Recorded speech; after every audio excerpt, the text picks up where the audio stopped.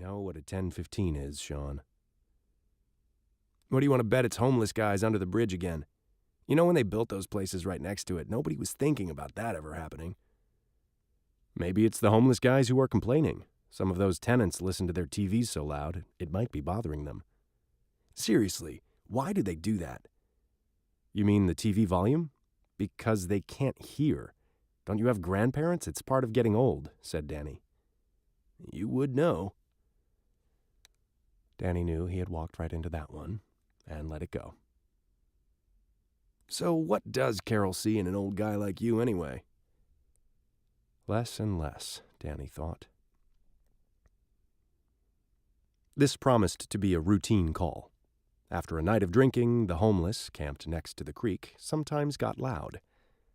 The old bridge offered them shelter and the sense that they were alone. Police calls there mostly involved quieting the disturbance and running warrant checks. Danny couldn't remember ever turning up more than an outstanding misdemeanor charge. He switched the mic back on. This is 38. We're on our way to the station, and our shift is as good as over. Can't you give this one to Patrick and Reynolds? Over. The call and follow-up paperwork were guaranteed to make Danny at least an hour late for his date. Sorry, fellas, they're taking an inebriant to detox as we speak. This call is yours. Over. Shit, Danny muttered. When Danny and Sean pulled into the Meadows parking lot, they could hear loud male voices, apparently in an argument. Danny felt the muscles in his shoulders tighten and turned his head from side to side to loosen them. The voices were definitely coming from under the bridge, but he couldn't make out what they were saying. This is probably just what it sounds like, but check out the area around us just to be safe. Relax, Danny. We've done this before. We've probably been here a dozen times this year.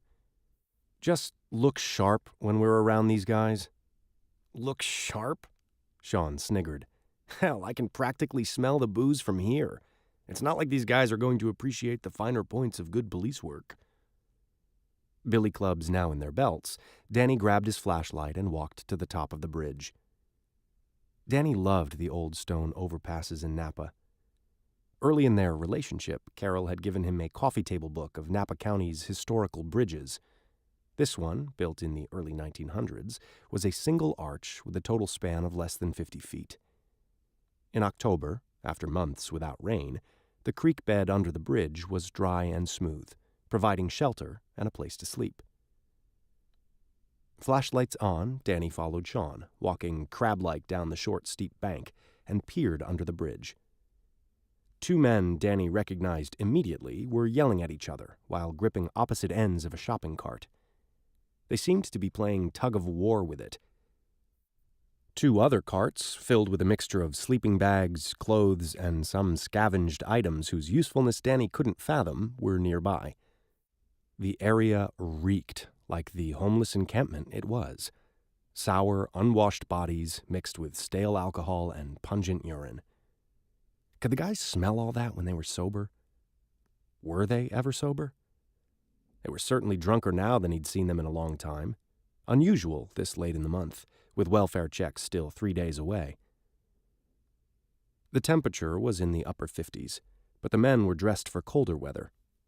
One had on an oversized flannel jacket zipped up to the neck and fingerless gloves. The other wore black sweatpants and several sweaters, along with a giant's baseball cap, the bill turned backwards. Although he didn't look it, he was probably 20 years older than the other guy. He just hadn't been living out of a shopping cart for as long. Tough life. Their watery red eyes were glazed and unfocused, and both men were at least a week away from a razor. "Well, well, Mr. Perkins, Mr. Williams," said Danny, shining his flashlight from face to face. The narrow beam made them look like floating heads and accented their red eyes. "What seems to be the problem here?" Both men flinched as though the officers had magically appeared. Perkins, the older of the two, jutted his chin towards Williams and slurred an answer to Danny's question. "This asshole's got my cart."